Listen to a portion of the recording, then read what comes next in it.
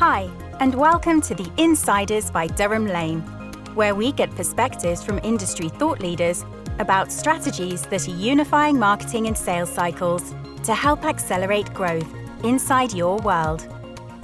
We were joined for this episode by Philipp Humm, founder at Power of Storytelling. It's perhaps no surprise we had a great conversation. Simon and I are self-confessed fans of storytelling and sense-making as a way to create valued relationships and success in sales. Philipp shared a number of hints and tips that will help you shift to a more story-orientated approach. For example, make a great first connection, focus on success and get personal, become more captivating by leveraging the inner and outer dialogue. And if you'd really like to challenge yourself, have a go at Philipp's constructive embarrassment exercise. You're going to have to listen on for that one. See you again soon and hope you enjoy the show.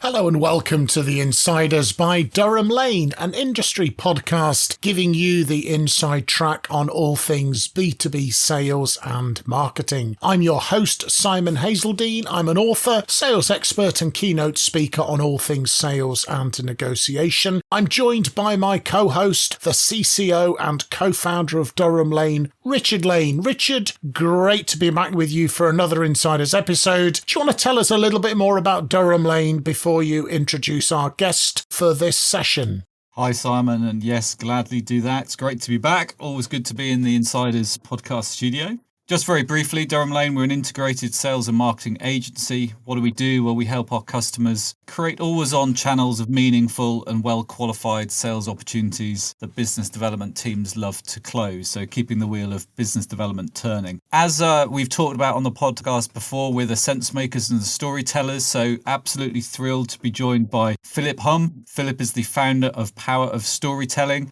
soon to be the author of a book, The Story Selling Method, which is due out in March. So Philipp, welcome to the Insiders. Really looking forward to today's discussion. I'm going to hand us back to Simon and we'll get started. Thanks a lot, Richard. Wonderful. Thank you, Richard. And Philipp, welcome to the Insiders. What we normally do at the top of the show is ask people if they could just give us a little bit of a background so our listeners can get to know you, how you came to be in the role that you're in currently. So my turn to the role started a little bit abruptly. I think about 3 years back, I still used to work as a product manager at Uber. And then COVID hit, Uber decided to lay off 30% of their workforce. And usually people go through all these different phases. Well, I went immediately online and looked for other jobs. And the same day I was laid off, I think applied to 37 different roles. And 2 hours later, I actually got already back notification about, hey, Philipp, you've been invited to an interview. And I look at the role and I look at the description and I realize it's pretty much the same thing that I did at Uber before. And then I ask myself, is that really what I want to do for the rest of my life? I mean, I haven't been unhappy, but I haven't been fulfilled. I haven't had, let's say, the most fulfilled job. Is this really what I want to do for the rest of my life? And then I thought, you know what? No, actually not. And so I rejected that invite. I even withdrew all the other applications that were still open. And I said, you know what? I'm going to use that time right now to try out something that maybe I haven't done so much before. And so that day onward, I went deeper into acting, into improv, into comedy, and into storytelling. And particularly the part on storytelling, I liked a lot. And after like 5 courses, 30 books, I realized that, hey, actually, Philipp, you're not that bad at this. Second, the courses that are out there, they very much focus on this big type of storytelling, TED type of storytelling. I love this type of storytelling, but it's not really useful for business. So I felt that I could do a better job actually teaching others storytelling that works in business. So I sat down and started crafting the content of my course. And fast forward to today, I've given workshops for thousands of people at some of the leading organizations like Google, Oracle, Visa, and many, many more. Excellent. Wonderful. Thank you. And as you might expect from the author of The Story Selling Method, starting off with telling us a story. So absolutely on brand, Philipp, and on message. So why are stories important in the world of business? How do you think they add value and help in a business hard-bitten commercial context? Now, on brand, I'll tell another story. After that, I'll move more into shorter answers. But here, I just have another answer where I just discovered the power of storytelling. All right, let me share that as well. So the first time that I really saw the power of storytelling was back when I started my role as a consultant at Bain & Company in Germany. And within the first few months, my manager came up to me and he asked me, Philip, hey, we have this big proposal coming up for this pharma company. Can you craft that proposal? And back then I was still a little bit anxious about everything, right? I was still pretty fresh out of college. So I said, yes, this is my chance to prove myself. And I just went all in, right? I worked every single night until, 2 a.m. I worked on the weekend. I thought this is my chance to prove myself. Well, 2 weeks later, I put together this proposal. It was 17 main slides and I think 37 backup slides, but I thought the most beautiful proposal that anyone has ever seen. Well, next day we're at the proposal side. I walk into the office, I shake his hands, and I connect my computer, stand there with the clicker ready to start. But before we start, my manager and the prospect, they start chatting. And I'm saying, well, probably they'll get there eventually, right? 5 minutes in, I still stand there with my clicker. 10 minutes in, start to lower my clicker. 20 minutes in, I just put the clicker aside. And I'm like, what the heck, right? Why did I prepare? Now, these 2 weeks, why did I go so hard on that proposal if no one is even looking at that? And as I was getting more and more upset, something struck me. And I realized, Philip, hey, no one is going to look at your proposal either way. You might as well right now pay attention to what they're saying. And so I tuned in.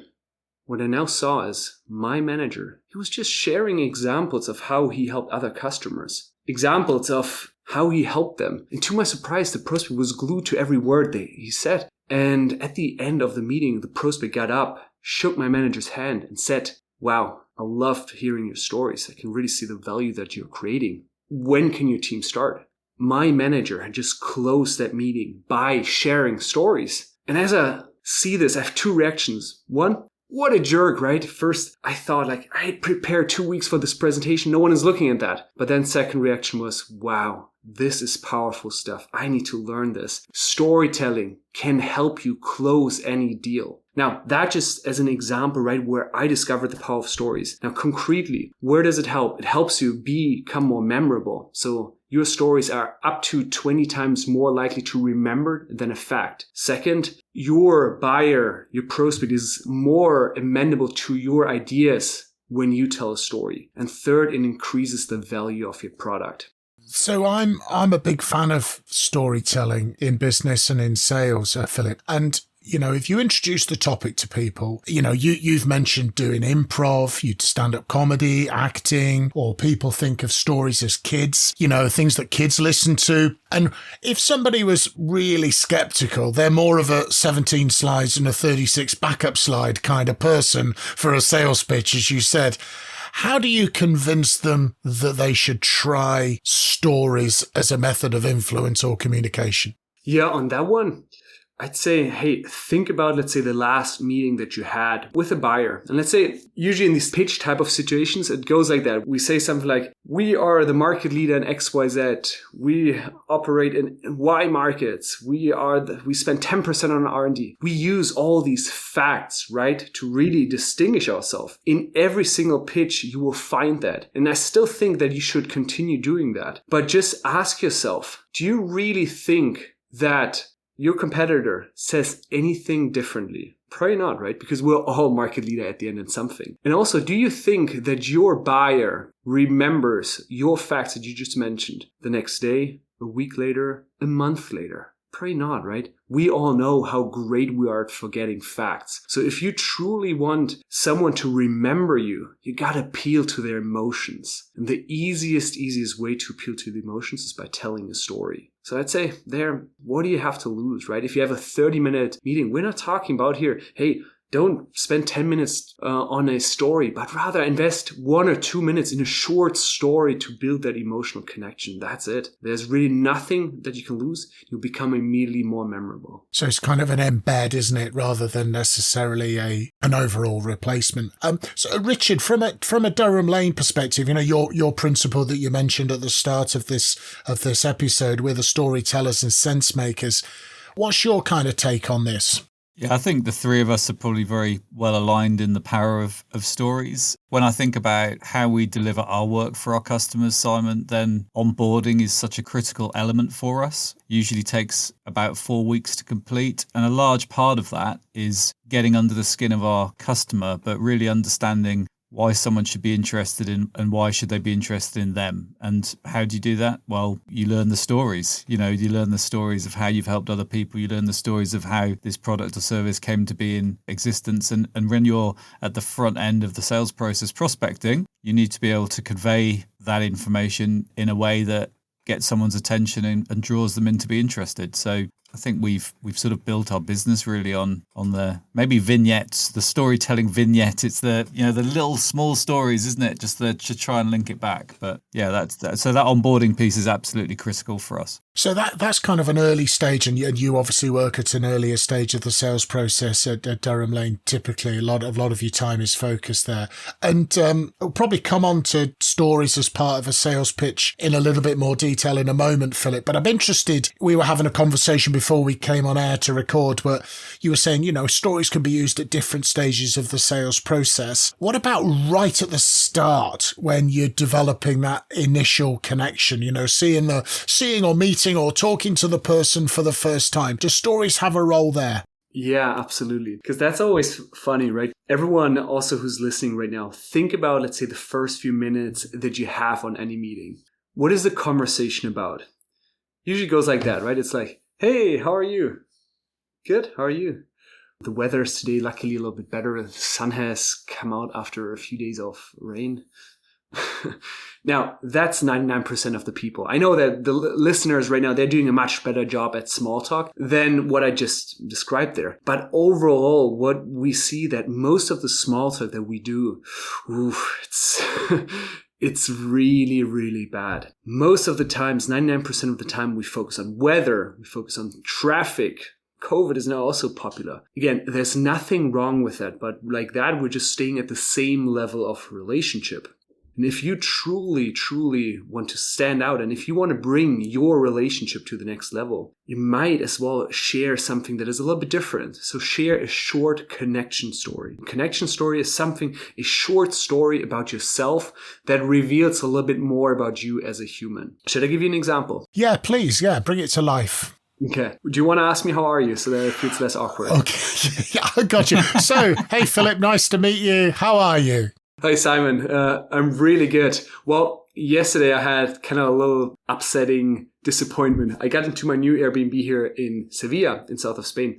And as I got inside, the owner showed me around a little bit. And he was showing, here's the kitchen, and there's the bathroom, there's the closet. And at one point I asked, so where's the bedroom? And he looks at me, bedroom? And he goes to the wall. And he lowers this bed from the wall. And I'm like, shoot, right? It doesn't have an extra bedroom. Anyway, when was the last time that, you were disappointed in some hotel, Airbnb, or apartment? And how was that for you?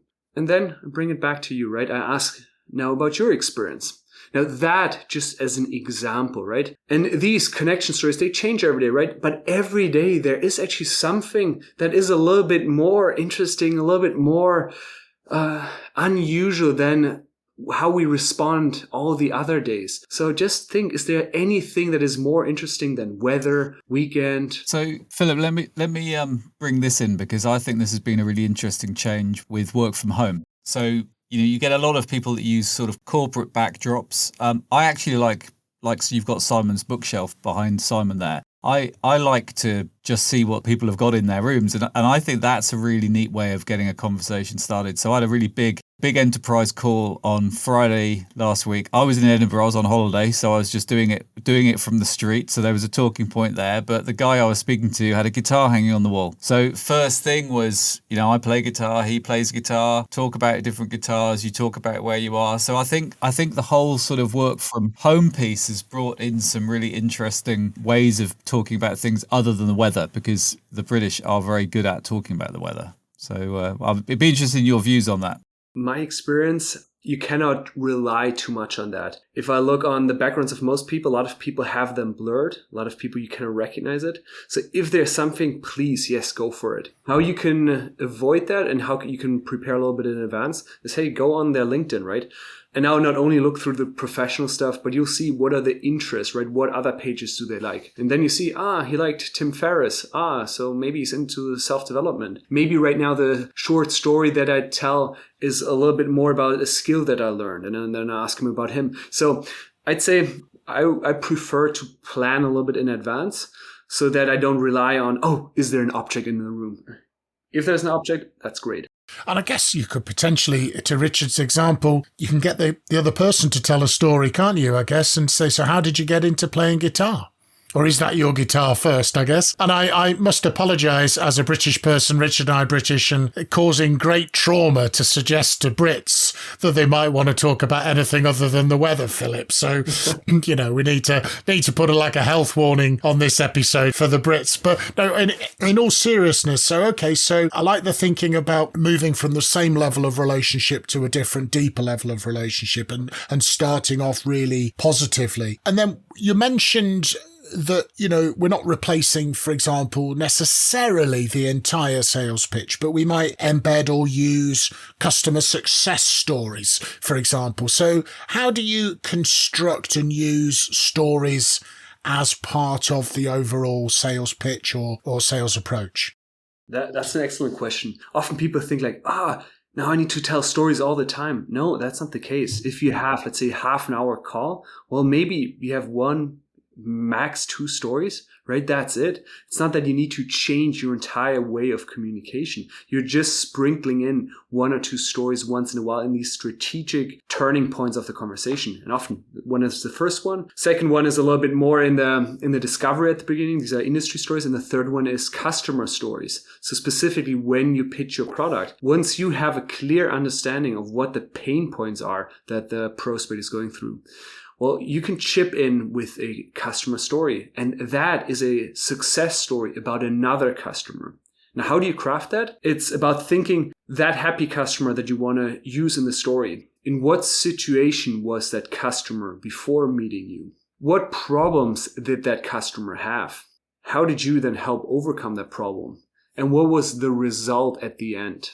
What is the transformation that customer saw because of you? And when you follow these few steps, you will have a short success story that you can use in your next conversation. Now, for these stories to work well, a few things that you want to keep in mind. One is make it about a specific person, because we all know these case studies, right? Everyone has them in marketing. They're beautiful on all the websites. Marketing spends hours and hours crafting them. But at the end, think again, how memorable are these? Why are they not memorable? Because they're about companies and not humans. So when you share your success story, share it about a specific person that you have helped at the customer side. That's one. And the second is, make it relevant, right?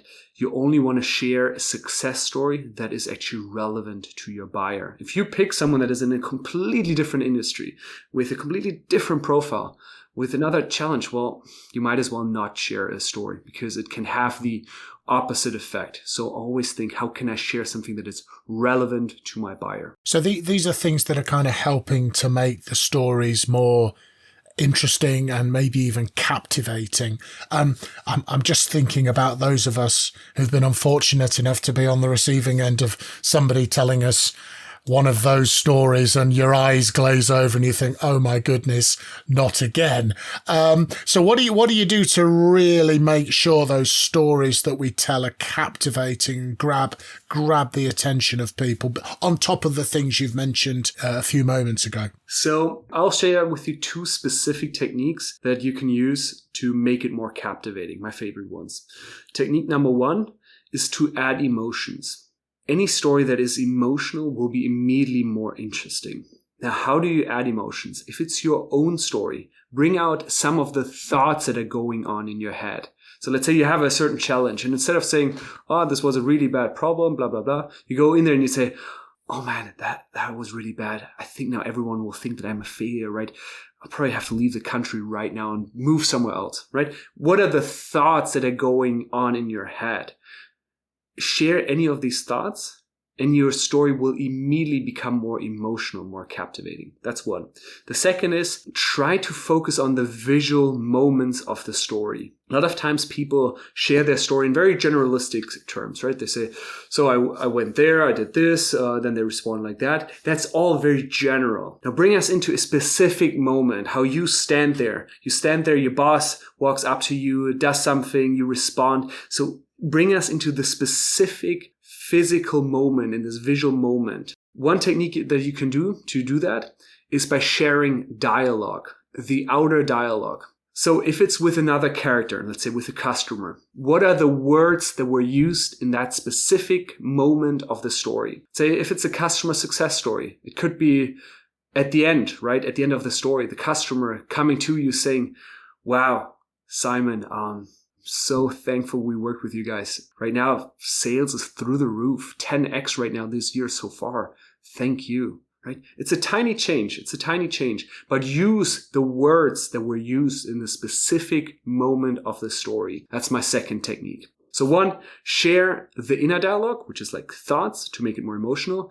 And second, share the outer dialogue to make it more visual. I got you. So that's kind of making both of the characters in the story become more alive, I guess, in the customer's mind is what strikes me. And obviously, Philip, you're very adept at telling stories, but how should people, let's say we've convinced the cautious skeptic that maybe a story should feature in their next sales pitch, but they may be used to doing the slides. They're okay with those. What do they need to do to rehearse a story so that they can deliver it with confidence and with competence? On this one, let's say on the short connection stories that we just talked about, well, you can try them out any day and in non-work environments as well. Someone asks you, how are you? You just respond with the tiny story. That way you're getting used to using stories in your day-to-day. Now, if we're talking more about these bigger stories that you would use with a customer, I'd suggest speak them out loud. First, write down a few bullets, the key scenes of the story, and then speak it out loud. What I usually do is I find a few objects in my room. I say, hey, here's the water bottle. There is the microphone. There is my backpack. And then I just move deliberately speaking out loud, finishing one thought, then going to the next item, and then going to the next item. So speak it out loud while having deliberate eye contact with random objects in my room. Okay, so you're using that kind of like a pegging system to remind you of various parts of the story, like a memory peg, Philip? Is that the reason for using the objects? It's mostly to have deliberate eye contact, because even though you share your story often in a one-on-one setting, people look all over the place, right? That way you train yourself to stay with one person, with one object until you finish your thought, and then you only move to the next one. So it just helps you become much more deliberate in eye contact, as eye contact is absolutely crucial to deliver a story in a captivating way. Yeah, absolutely. And thank you for clarifying. And of course, just remind people, if you're on webcam, to look at the webcam, not the video image of the person that's on the screen. If you want to make eye contact with people, I still have to remember that myself. And Philip, I've been doing my homework for this episode. I was watching your very enjoyable TEDx talk, The Secret to Building Lasting Confidence. So check that one out, folks. And you reference what you call constructive embarrassment. What on earth is constructive embarrassment? And you recommend that people try this, don't you? So tell us more. For those of you who don't know, constructive embarrassment is that thing where you put yourself on purpose in an embarrassing situation. Now, example, you go outside into the street, the next stranger comes close and you say, excuse me, can I give you a hug? Or you walk into your next coffee place and you sit down on the floor. Now, I know you're freaking out when you're thinking, why on earth would I do that, right? We've been through enough embarrassing things in our lives. Why would we do that?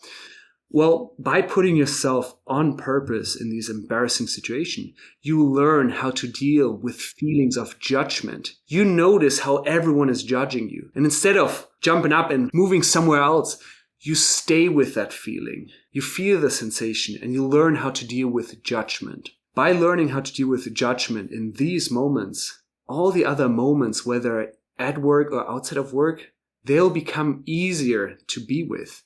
If you have this big presentation coming up after that, you're like, hey, it's the same feelings that came up when I sat down on Starbucks floor. And so there's no different. You learn how to deal with judgment. And by learning how to deal with these feelings of judgment, you can be more present, more in the moment, and less worried about what other people think. I've got visions we know that a lot of Richard's team from Durham Lane obviously listen to the various episodes of the podcast. I can just imagine them at this moment, Richard, going, uh-oh, I wonder what Richard's got lined up for us in terms of constructive embarrassment. So I will look forward to people saying, can I give you a hug? Yeah. So this is kind of like you go outside your comfort zone, as is often called, to expose yourself to that, Philip, and then it makes, for example, telling a story in a meeting or something like that so much less daunting for people, I guess. Exactly. Yeah. Then any moment that matters, you're like, hey, if I can do that random thing in the street right now, I can do anything in life. Just as a sample, when I gave my TED Talk, the same day before giving my TED Talk, I had to drive down all the way by train from Amsterdam to south of Netherlands. And that day, I stood up and the entire train compartment asked, excuse me, can I sing a song for you? And they're like, huh, what does he want? And I'm a terrible singer. I'm not a good singer. And I say, I want to sing a song for you. And I started singing a song for them. For, I don't know, a minute or so. I stood there and sang a song for them. And yes, it felt super awkward. I hate it. I would still hate it today, right? This is still very awkward to me. But after doing that, I went on the stage of TEDx and like, man, this is easy stuff. This is easier than actually right now being in this train and singing and making a complete fool of myself.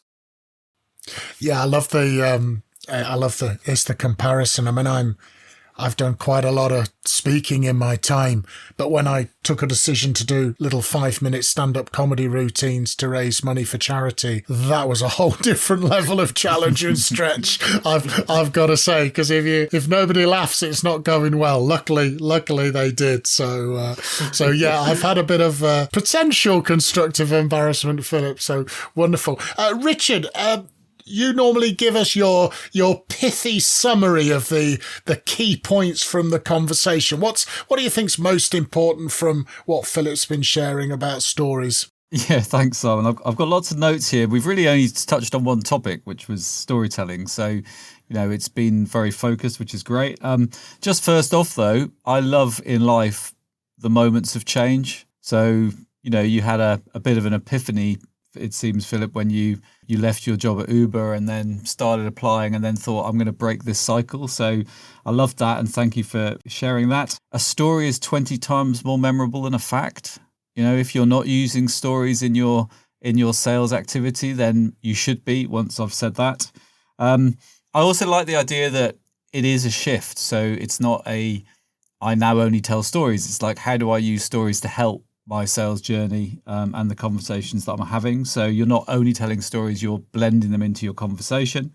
We looked at success stories, so about a person and being relevant to the prospect. So at Durham Lane, when we're prospecting, we talk about concise, relevant, topical, and action orientated. So that sort of is nicely aligned to that. 2 ideas to be more captivating. So your inner dialogues, you add emotions, you focus on visual moments of the story, which is your outer dialogue. So again, how do you really bring that relevance and make it captivating? And then we talk finally about practicing. And unfortunately in life, practice tends to make perfect, doesn't it? So I think what I remember as a kid realizing that actually when I practice something, I get better at it. And I was sort of pleased, but also a bit frustrated, but it is the truth. So Philip has been talking to his backpack and that's all been about how do I get my eye contact and keep that eye contact. And Simon, your point about when we're working from home or we're on Zoom and Teams, then actually you look at the camera and not at your face or the face of the people, because, and we all forget that from time to time. So, and then finally, constructive embarrassment. And I realize now that I'm going to know how many Durham Laners actually watch the podcast, because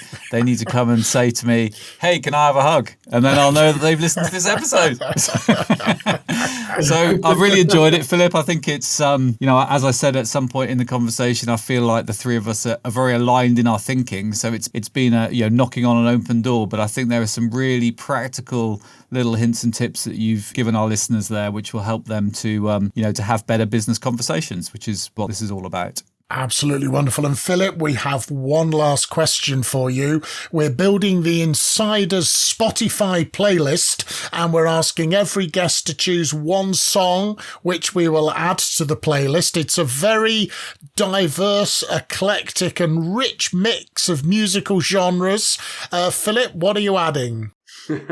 Superstition by Stevie Wonder. Oh, class. Yeah, don't think we've got that. That's a cracker. No, we don't have Stevie Wonder on the list. We do now. So Superstition by Stevie Wonder going on the Insiders Spotify playlist. Wonderful. Philip, thank you very, very much for joining us on this episode of the Insiders by Durham Lane. Thank you to my co-host Richard, and thank you for listening in, folks. Please subscribe to the Insiders podcast on your preferred podcasting site, and you'll be notified of new episodes, and visit durhamlane.com to learn more about selling at a higher level. In the meantime, we'd like to wish you good luck and good story selling, folks. The Insiders by Durham Lane. Subscribe today to never miss an episode.